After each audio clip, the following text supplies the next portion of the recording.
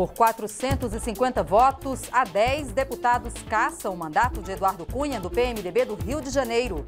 Depois de 11 meses, chega ao fim o processo por quebra de decoro mais longo da história da Câmara. E esta edição destaca também: você vai ver o perfil de Eduardo Cunha, economista carioca que se elegeu deputado federal por 4 mandatos consecutivos. Primeiro presidente da Câmara a ter a cassação recomendada pelo Conselho de Ética, ele foi também o primeiro deputado federal a ser afastado do cargo pelo Poder Judiciário.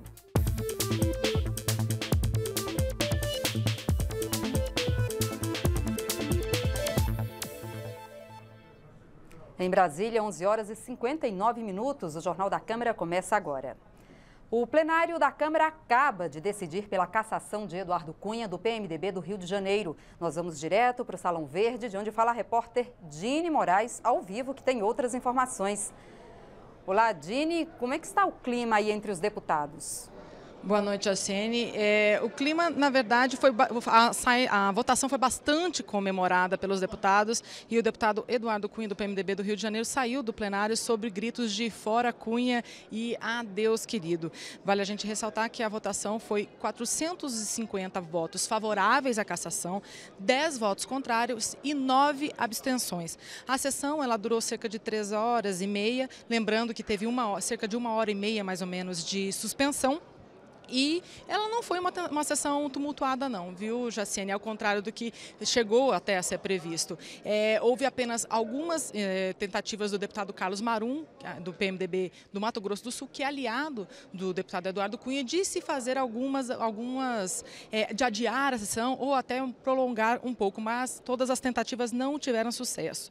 O resultado veio agora há pouco e vale a gente destacar que essa decisão do plenário tira o mandato de Eduardo Cunha pelo restante do mandato, ou seja, 2 anos e 3 meses por aí, mais 8 anos ele vai ficar inelegível, ou seja, 10 anos e 3 meses por aí, segundo a lei da ficha limpa. O plenário votou o parecer do Conselho de Ética, que apontou que Eduardo Cunha mentiu à Comissão Parlamentar de Inquérito da Petrobras ao dizer que não possuía contas no exterior. No entanto, a Procuradoria-Geral da República recebeu do Ministério Público da Suíça documentos que comprovam que ele e a família são sim titulares de contas no exterior, lá naquele país europeu. Eduardo Cunha negou isso até o final, inclusive agora há pouco, na declaração que ele fez no plenário, dizendo que ele não tem contas bancárias, mas ele tem sim... Ele é beneficiário, na verdade, de trust, ou seja, de uma empresa que administra um patrimônio.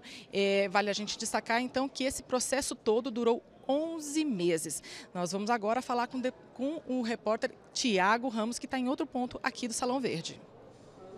Boa noite, Dini Moraes, boa noite a todos que nos acompanham. Eu estou aqui também no Salão Verde, ao lado do deputado Carlos Marum, que hoje diz ter falado pelo menos 5 vezes no plenário, mas eu tive a impressão que foi um pouco mais. O senhor apresentou 2 questões de ordem, não foi isso?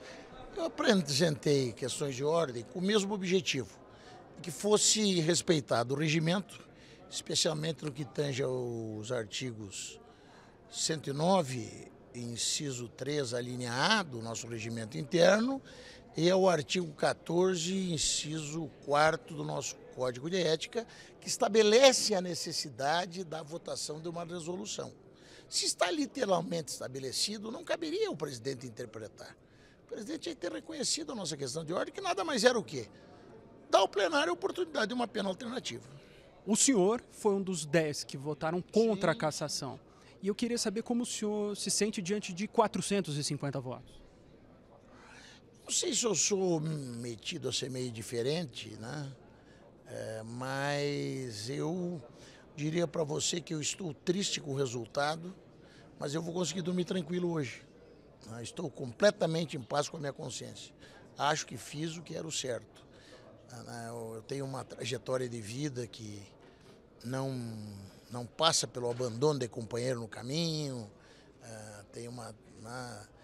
sou forjado na tradição gaúcha, decidi ir para o Mato Grosso do Sul, como uma pessoa com 22 anos, quer dizer, fazer minha vida no sentido de...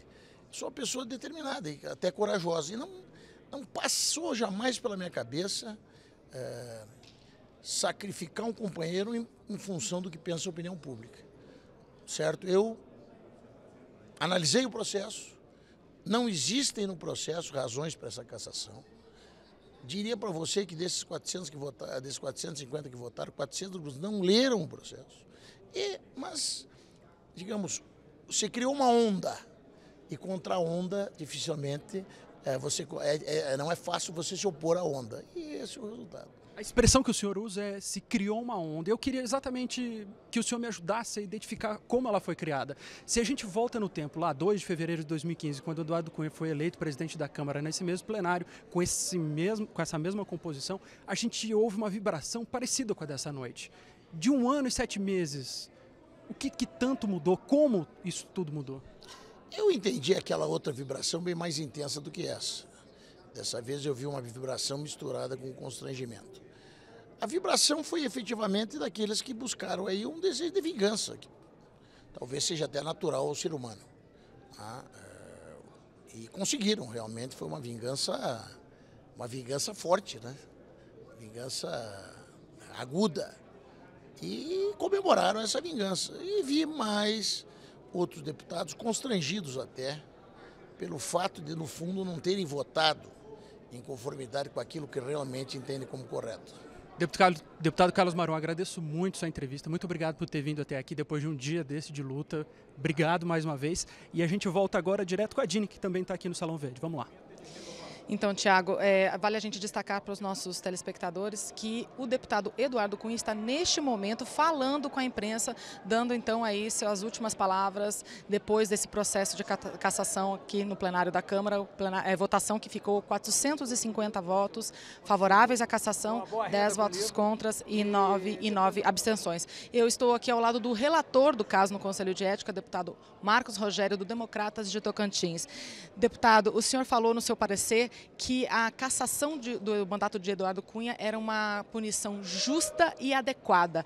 Com essa votação, o senhor continua achando que a punição foi justa e adequada? Eu não tenho dúvida, eu conheço o processo, conheço as provas do processo e, portanto, a punição cabível para a conduta e para a gravidade dos fatos que foram apurados não seria outra que não a perda de mandato. Veja, não se trata apenas de uma mentira ou de uma omissão intencional de informação relevante. Se trata de uma omissão intencional de informação relevante que teve o objetivo de ocultar a existência de contas que eram utilizadas para a prática de crimes graves. Ali você tinha evasão de divisas, ali você tinha sonegação fiscal, ali você tinha concussão e ali você tinha recebimento de vantagens indevidas. Veja, em uma das contas, ele recebeu 1.311.000 francos suíços, o que corresponde a cerca de 1,5 milhão de dólares. Dinheiro que foi depositado por João Henrique, saiu de uma conta do João Henrique, que está preso na Operação Lava Jato, e foi para a conta dele. E esse dinheiro irrigava a conta da esposa.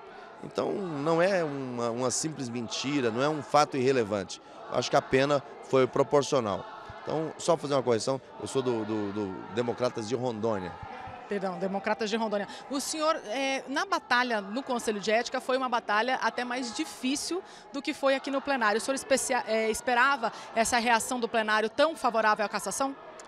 Veja, eu acho que o plenário compreendeu a gravidade do momento da política brasileira e compreendeu que a retórica da defesa e a retórica do próprio representado sempre foi negar os fatos. Veja, mesmo hoje no plenário, ele continuou batendo, cadê a conta, cadê o número da conta? Veja, ele usou do Instituto do Trust para camuflar, para esconder o nome do verdadeiro dono da conta. Só que quando você olha, algumas características, quando você olha para o dinheiro aponta para ele. Quando você olha para as trusts, aí você tem quem instituiu, quem abriu as trusts foi ele, o administrador das trusts é ele, e o beneficiário das trusts também é ele. Ou seja, ele tem controle de tudo. É ele quem abre e é ele quem pode fechar as contas. A aplicação do dinheiro, dos recursos, quem administra os riscos da aplicação também é ele. A autoridade suíça, o Banco Suíço diz que a conta é dele. O Ministério Público Suíço diz que a conta é dele. O Banco Central Brasileiro diz que a conta é dele. O STF entendeu assim, olha, por que o Conselho de Ética não teria esse mesmo entendimento diante das provas e o plenário não teria esse mesmo entendimento? Ele é bom de retórica, mas as provas vão contra ele, infelizmente. Vale a gente destacar que, não sei se vocês estão conseguindo escutar no fundo, tem algumas pessoas aqui no Salão Verde protestando, na verdade, comemorando, né, a saída, então, a cassação de mandato do deputado Eduardo Cunha. Só uma última pergunta, deputado Marcos Rogério. O deputado Eduardo Cunha, na sua defesa aqui no plenário, alegou que isso abre um precedente para os outros 160 deputados que estão sendo investigados, para que eles sejam, na verdade, punidos, percam o mandato, sem que sejam julgados pela justiça. O senhor acha que isso procede? Veja, isso foi um argumento para tentar ganhar a simpatia daqueles que eventualmente tenham algum processo em andamento no Supremo Tribunal Federal. Mas não tem cabimento, não tem procedência esse argumento, até porque não tem necessidade de alguém responder a processo na justiça para ser investigado no Conselho de Ética. A denúncia pode ser levada direto ao Conselho de Ética sem que haja nenhum processo. Então, esse é um argumento absolutamente inapropriado, sem razoabilidade, sem fundamentação. Nós não estamos abrindo nenhum precedente, porque você não tem a necessidade, primeiro, de que alguém seja processado para responder pelo Conselho de Ética. Porque aqui o que se apura é se houve violação à ética parlamentar, se o ato do parlamentar ofende o decoro, se torna, se mancha a dignidade do parlamento. Então, não tem absolutamente nada a ver uma coisa com a outra. O processo judicial apura a infração penal, aqui apura se houve quebra de decoro. Então, não há inovação, não há criação de precedente, a Casa vai continuar agindo do mesmo jeito que sempre agiu, apurando os fatos e punindo aquelas condutas que são ofensivas à imagem do parlamento. Muito obrigada, deputado Marcos Rogério, relator, então, do caso do deputado Eduardo Cunha no Conselho de Ética, relator também do parecer que teve o apoio de 450 votos aqui no plenário. Nós vamos agora a outro ponto do Salão Verde com o repórter Tiago Ramos. É com você, Tiago. Pois é, eu queria chamar a atenção para algo que a Dini citou aí agora há pouco, que é a manifestação que está ocorrendo aqui no Salão Verde. Alguns manifestantes estão celebrando a cassação do deputado Eduardo Cunha e o acompanharam até o momento em que ele foi dar uma entrevista para toda a imprensa, uma entrevista coletiva aos gritos de fora Cunha e com muita celebração. Mas essa não foi a única manifestação aqui do Salão Verde. Antes, cedo, nós tivemos outra, feita pelo PSOL e pela Rede, partidos que representaram contra Eduardo Cunha lá no Conselho de Ética. Vamos ver aí. No chão, os cartazes que ilustraram os quase 11 meses de processo. Na faixa, a mensagem principal. Deputados do PSOL e da Rede montaram uma lista com os nomes de todos os parlamentares que ajudaram a fazer deste o processo mais longo da história da Câmara. A cassação seria uma mensagem. Por mais que alguém pareça poderoso, intocável, acima do bem e do mal, se praticar crime, vai responder por ele. Se nós descobrirmos que contrariou a lei e a Constituição, será cassado. É uma mensagem importante. A gente volta agora com Dini Moraes, que está em outro ponto aqui do Salão Verde. Vamos lá. Tem que ser rápida, pode ser? Oi. Dini? Oi, então, a gente está aqui com o deputado Chico Alencar, do PSOL do Rio de Janeiro, o PSOL que foi um dos autores do pedido de cassação do deputado Eduardo Cunha. Deputado, dá para dizer que teve muito sucesso, obviamente, a entrada do pedido de vocês. A Câmara agora pode respirar um pouco mais aliviada no olhar de vocês? Sobretudo a cidadania, a população, porque o Eduardo Cunha expressa uma negatividade da política ainda muito forte no Brasil. A política de negócios, a política de clientela, a política fisiológica, a política da cumplicidade, a política dos bastidores, a política do obscurantismo, a política do uso da fé sincera da nossa gente sofrida para arrebanhamento político, a política, obviamente, da corrupção, do patrimonialismo, do enriquecimento ilícito. Hoje demos um pequeno, grande passo na direção de combater essas mazelas todas que estão do sistema político brasileiro. Mas é claro, tudo começa, inclusive as longas marchas, com o primeiro passo. Esse passo foi importante. E o resultado foi acachapante. Eu confesso que não esperava que ele fosse tão derrotado assim, mas felizmente o plenário acordou e acompanhou o que o Ministério Público, o Judiciário e, sobretudo, a cidadania já tinham percebido há muito tempo. Muito obrigada. Esse, então, foi o deputado Chico Alencar, do pessoal do Rio de Janeiro, o pessoal e a Rede, que foram autores do pedido de cassação do deputado Eduardo Cunha. A sessão, como eu falei, durou cerca de 3h30. A gente pode acompanhar agora como é que se desenrolou toda essa discussão no plenário. 11 meses depois de iniciado, o processo contra Eduardo Cunha chegou ao plenário Ulisses Guimarães em sessão aberta às 19 horas desta segunda-feira, com 328 deputados presentes na Câmara. Mas o tema já entrou no plenário em clima de polêmica. Depois de zerar o painel que contabiliza o número de deputados presentes no plenário, o presidente também suspendeu a sessão para conseguir um quórum maior. Só tem essa matéria para deliberar. Nada impede que nós possamos passar a palavra ao relator, depois a defesa, a intervenção do acusado e, alcançando o quórum, vai-se para a deliberação. Tenho apenas uma palavra. Essa sessão ela vai começar com quórum adequado. E é por esse motivo que eu suspendo a sessão na casa. Eu suspendo a sessão por uma hora. Reabertos os trabalhos, o plenário ouviu o relator dizer que não há dúvida sobre a existência de patrimônio não declarado de Eduardo Cunha no exterior. Ficou cabalmente comprovado, no curso do processo, que o deputado Eduardo Cunha tem sim conta, patrimônio e bens no exterior. Ficou demonstrado de forma cristalina que os trusts criados pelo representado, na verdade, não passam de empresas de papel, de laranjas de luxo, de meros instrumentos criados para dissimular a evasão de divisas, a lavagem de dinheiro e o recebimento de propina. E é Eduardo Cunha o verdadeiro dono do dinheiro. E o próprio Eduardo Cunha subiu à tribuna para se defender, num dos momentos mais aguardados da sessão. Ele reclamou de a votação estar sendo feita às vésperas de uma eleição municipal. Disse que recebe um tratamento diferente de outros denunciados no judiciário e voltou a acusar o PT. A pergunta não me foi feita de outra maneira. Ela me foi feita, eu não tinha conta. E quando foi respondido e colocado com relação à família, aí que vem a maldade para a resposta ser sim, porque a minha esposa tinha conta sim. Minha esposa não é deputada. E a conta dela não era obrigada a ser declarada porque estava dentro do limite de saldo da obrigação de declarar, que é $100 mil no fim de cada exercício. Então não tinha obrigação de declarar, minha esposa não é deputada e não deveria ter sido objeto. O que suportou foi uma pergunta, Eduardo Cunha é família. Não tem ninguém aqui que pode ser processado por quebra de decoro de família. Esse criminoso governo que vocês fazem parte foi embora. E graças à atividade que foi feita por mim, quando aceitei a abertura do processo de impeachment, e que essa casa autorizou e que afastou esse governo corrupto do PT. E esse processo de impeachment é que está gerando tudo isso, porque o que quer o PT é um troféu para poder dizer que é golpe.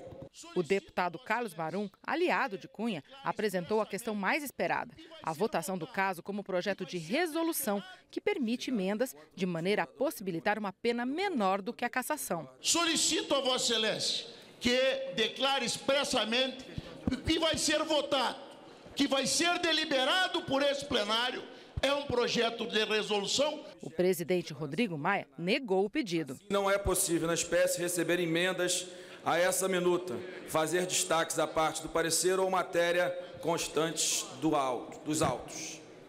Essa é a decisão. Os deputados passaram a discutir o parecer do relator, última etapa antes da votação definitiva. Eduardo Cunha era o beneficiário econômico dos valores. No caso, o truste é apenas uma forma de dificultar a identificação do beneficiário final e de buscar ocultar as vantagens indevidas de maneira mais estruturante. O deputado Eduardo Cunha, no máximo, omitiu o fato de ser vinculado ao tal trânsito. Merece, sim, ser punido, mas não com a pena de morte política que aqueles ansiosos pela vingança ou até pela revanche da derrota na eleição presidencial dessa casa, estão agora querendo impingir. Eduardo Cunha foi o primeiro deputado federal da história a ser afastado do cargo pelo Poder Judiciário. Também foi o primeiro presidente da Câmara a ter a cassação recomendada pelo Conselho de Ética. Vamos ver agora os principais momentos desse, que foi o processo mais longo da história da Casa. Durou 11 meses. Eduardo Cunha, então presidente da Câmara dos Deputados, foi citado na Operação Lava Jato da Polícia Federal e teve um pedido de investigação feito no Conselho de Ética da Câmara. Por iniciativa própria, declarou à CPI da Petrobras que não possuía contas no exterior. E foi justamente essa negativa que resultou no processo de cassação de Cunha no Conselho de Ética. A investigação feita no colegiado foi tumultuada. O primeiro relator eleito foi rejeitado pela defesa de Cunha, que entrou com recurso contra Fausto Pinato. Depois de quase 2 meses de trabalho, um novo relator precisou ser eleito, Marcos Rogério, e o trabalho foi reiniciado. O presidente do Conselho de Ética, José Carlos Araújo, do PR da Bahia, também encontrava dificuldades para reunir os parlamentares, porque as sessões do plenário da Câmara eram marcadas na mesma hora das reuniões do Conselho. E pelo regimento da Câmara, nenhuma comissão pode votar nada enquanto o plenário estiver funcionando. Durante as investigações do Conselho, Eduardo Cunha foi afastado do mandato de deputado federal e da presidência da Câmara pelo Supremo Tribunal Federal por tentativa de obstrução da Justiça. Segundo o STF, ele estaria intimidando adversários e testemunhas e atrapalhando o andamento dos trabalhos do Conselho de Ética. No relatório de 90 páginas produzido pelo deputado Marcos Rogério, do Democratas de Rondônia, foi recomendada a cassação de Eduardo Cunha por quebra de decoro, por ter mentido à CPI da Petrobras ao dizer que não possuía contas no exterior. O pedido de cassação foi aprovado por 11 votos a 9. A defesa de Cunha entrou com recurso na Comissão de Constituição e Justiça, questionando a condução dos trabalhos no Conselho de Ética. Mas o recurso foi rejeitado por 48 votos a 12 e a representação contra Cunha foi enviada para análise do plenário. Eduardo Cunha é natural do Rio de Janeiro, tem 56 anos e é formado em economia. Durante o governo Collor, foi presidente da Telerge, no Rio de Janeiro. Depois, comandou a Companhia Estadual de Habitação do Estado no governo de Antony Garotinho. Em 2001, foi eleito deputado estadual no Rio de Janeiro. No ano seguinte, ganhou a primeira de 4 eleições para o mandato de deputado federal. Veja agora um pouco da trajetória de Eduardo Cunha aqui na Câmara dos Deputados. Eduardo Cunha está em seu 4º mandato como deputado federal. Tomou posse pela primeira vez em 2002 pelo PP, antigo PPB. Trocou de partido, foi para o PMDB e foi reeleito em 2006, 2010 e 2014. Nas últimas eleições, foi o 3º deputado mais votado do Rio de Janeiro e o mais votado do PMDB em todo o país, com quase 233 mil votos. Em seu perfil na internet, ele destaca que é evangélico e atuou em projetos contra o aborto e a legalização das drogas. Em 2008, foi presidente da Comissão de Constituição e Justiça e, em 2013 e 2014, líder do PMDB na Câmara. Eduardo Cunha foi um dos principais articuladores do chamado Centrão, grupo informal de 8 partidos, criado para pressionar o governo federal em votações na Câmara. Em 2015, Cunha foi eleito presidente da Câmara dos Deputados. Seu primeiro ano no comando da casa foi marcado por um grande número de votações, em sessões nas quais os deputados ausentes tinham o ponto e o salário cortados. No início deste último mandato, se declarou independente da presidência da República, mas depois assumiu publicamente uma postura de oposição ao governo Dilma Rousseff. Foi ele quem aceitou o pedido de impeachment, que resultou na queda da presidente Dilma Rousseff. E você vai ver depois do intervalo. O CPI do DPVAT discute a má aplicação dos recursos oriundos do seguro obrigatório pago por donos de veículos. E você vai ver também. Depois de Estados Unidos e China, Brasil se torna o 3º grande emissor de gases de efeito estufa a ratificar o Acordo de Paris sobre o clima. A gente volta já.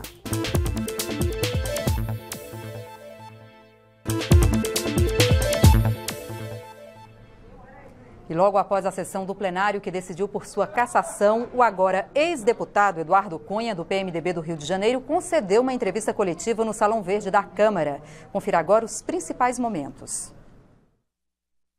Eu cometi muitos erros. Eu sou um ser humano. Eu já admiti quando eu escrevi para os parlamentares que eu cometi muito erro. Eu errei muitas vezes. Mas não foram os meus erros que me levaram à minha cassação. O que está levando a minha cassação é a política. Então eu fui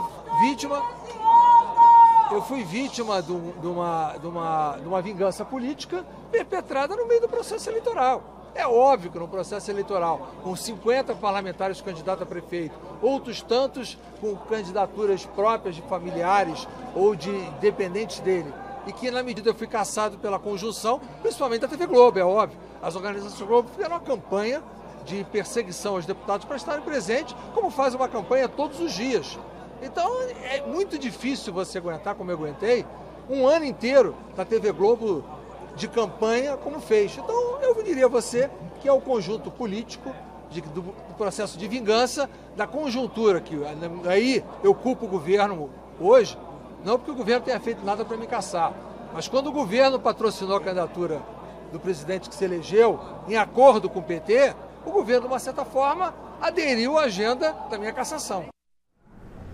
A CPI do DPVAT debateu a má aplicação dos recursos do seguro obrigatório pago pelos donos de veículos. Os deputados ouviram o diretor do Departamento Nacional de Trânsito, órgão que não está recebendo a parcela da arrecadação destinada a ações de educação e prevenção. A CPI também ouviu o depoimento de promotores e delegados que investigam fraudes no pagamento do seguro em Minas Gerais. O diretor do Denatran, Elmer Coelho, reclamou que não existem medidas para garantir que o órgão receba a parcela de 5% da arrecadação do DPVAT. O dinheiro deveria financiar medidas de prevenção de acidentes e de educação para o trânsito, mas está sendo retido no Caixa do Tesouro para garantir as metas fiscais do governo. A revelação deixou os deputados insatisfeitos. Nós temos aí, com certeza, mais de R$1 bilhão contingenciados, quer dizer, um recurso que foi para o Caixa Único do governo e que é contingenciado, e aí a população brasileira paga com a vida de milhares e milhares de pessoas que são ceifadas todos os anos, exatamente por falta de prevenção na educação e na conscientização das pessoas com relação a isso. É o maior seguro do país, talvez do mundo, e nós temos que saber por onde percorre esse recurso, desde o pagamento do seguro obrigatório do DPVAT até os 45% que vão para o SUS, os 5% que vai para o Denatran, que acaba não chegando lá porque está contingenciado. A CPI do DPVAT tem instrumentos para aprofundar o caso e levantar irregularidades em todo o país. Foi o que afirmaram os promotores de justiça e o delegado da Polícia Federal, que investigam fraudes no pagamento de seguro na região norte de Minas Gerais.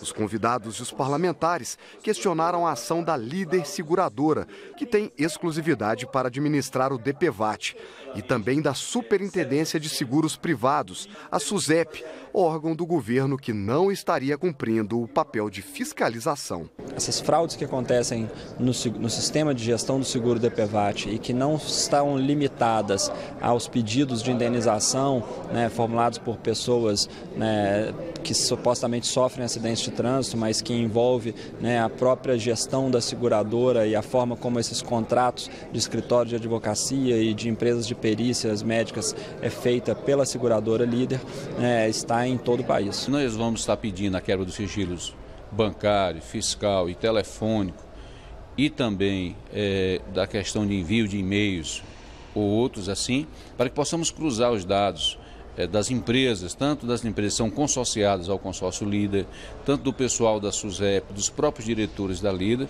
E claro, eu acho que ao final dessa CPI nós temos que apresentar um relatório de tudo, solicitando inclusive a extinção da Líder Seguradora, que é uma grande laranja hoje no país para a grande parte de alguns seguradores que beneficiam com esse esquema fraudulento.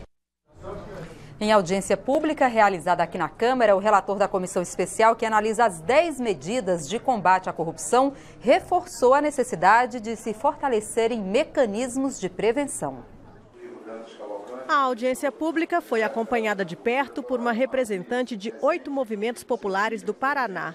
O objetivo era mostrar que a sociedade apoia a iniciativa do Ministério Público, responsável pelas 10 medidas que se transformaram em um projeto de lei. Nós viemos aqui para exigir a aprovação das 10 medidas contra a corrupção, visto que a gente atingiu mais de 2 milhões de assinaturas que quer passar esse país a limpo. A expectativa é que realmente a gente sensibilize os deputados para a voz do povo. Entre os convidados da audiência pública estava o Procurador-Geral de Justiça do Estado de São Paulo.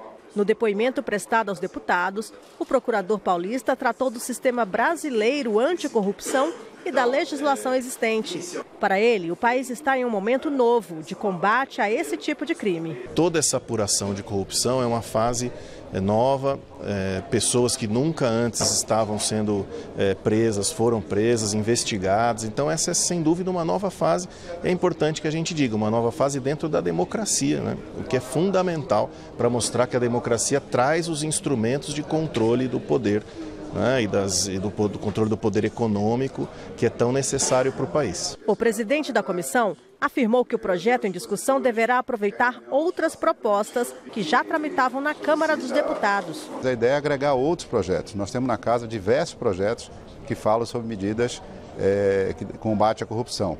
E nós já estamos agregando esses projetos, as ideias que levariam 2, 3 anos para serem aprovadas aqui, nós podemos agregar e sair daqui não com 10, mas com 13, com 14 medidas que possam aliviar a população desse sentimento de impunidade. Depois de ouvir cerca de 30 convidados, entre especialistas e representantes de diversos setores, o relator da comissão reforça que, além das medidas punitivas, existe a necessidade de um sistema de troca de informações entre os diferentes órgãos de Estado. Ele também destaca o aspecto preventivo do projeto. Não basta apenas nós aumentarmos penas, nós precisamos, na verdade, melhorar a transparência dos atos da administração pública, nós precisamos melhorar os mecanismos de controle, tem que ter mais instrumentos para que os órgãos de controle possam não apenas fazer as auditorias, mas conversar entre si. Nós temos que desenvolver no Brasil uma cultura da prevenção. O Brasil se tornou, nesta segunda-feira, o terceiro grande emissor de gases de efeito estufa a ratificar o Acordo de Paris sobre o clima. Estados Unidos e China haviam anunciado a ratificação durante a reunião do G20 na China. Nesta segunda-feira, o presidente Michel Temer assinou o acordo numa cerimônia no Palácio do Planalto, com a presença do presidente da Câmara, deputado Rodrigo Maia. O Acordo de Paris foi assinado em dezembro de 2015, durante a COP21, por 195 países e pela União Europeia.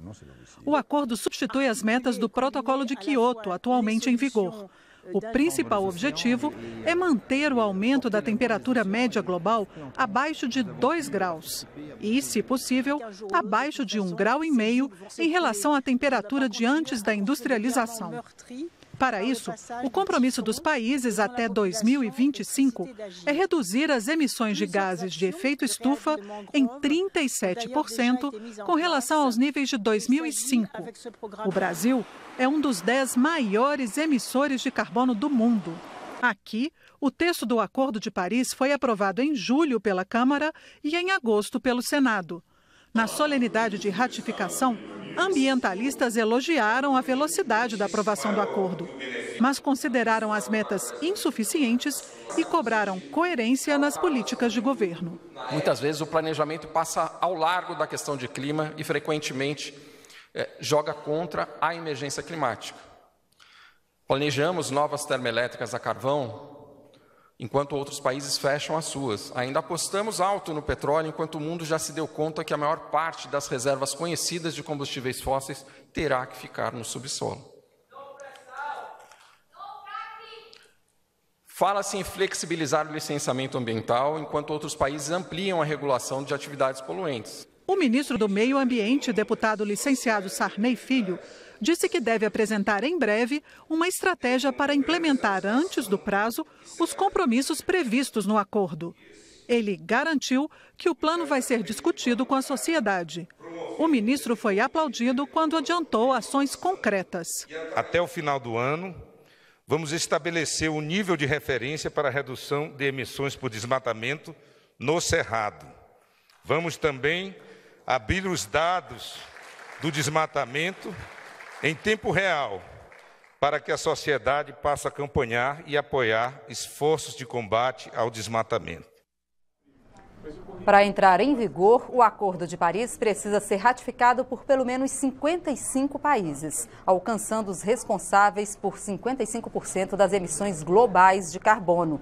A expectativa é que isso aconteça ainda este ano, antes do prazo oficial, que é 2020. E esta edição termina agora. Para outras informações ou para rever nossas reportagens, é só acessar a nossa página na internet. O Jornal da Câmara volta amanhã. Até lá. Tchau.